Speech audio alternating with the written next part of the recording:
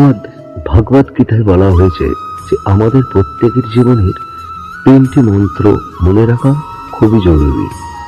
আর এই 3টি মন্ত্র হলো, খুব আনন্দের সময় কাউকে কোনো প্রতিশ্রুতি দিও না, খুব রেগে গিয়ে কাউকে কোনো উত্তর দিয়ে বসো না, এবং খুব দুঃখের সময় কোনো সিদ্ধান্ত নিও না।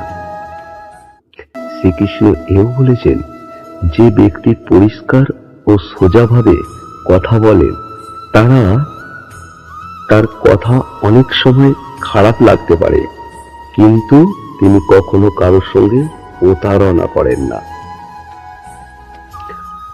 অনেক সময় আমরা জীবনের কোনো বড় সমস্যা থেকে এমন ভাবে বেরিয়ে আসি যেন কেউ আড়ালে থেকে আমাদের সাহায্য করছে। এই অদৃশ্য শক্তিও হলো ভগবান। শ্রীকৃষ্ণ গীতায় এও বলেছেন যে রাগ খুবই খারাপ, কিন্তু যেখানে রাগ দেখানো দরকার সেখানে রাগ দেখানো উচিত। না হলে যারা খারাপ কাজ করছে তারা কখনো বুঝবে না যে এটা তাদের করা উচিত নয়। তুমি রাগ না দেখালে তারা সবসময় অন্যায় করেই যাবে।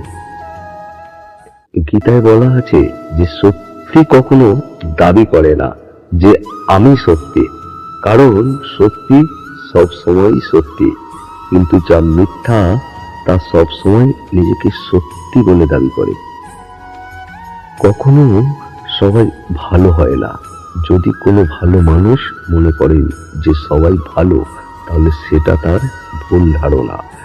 গীতায় শ্রীকৃষ্ণ এও বলেছেন যে আমাদের ভাগ্য আমাদের অতীত কর্মের ফল, তেমনি আজ আমরা যা করছি তার ফল আমরা আগামী দিনে পাবো।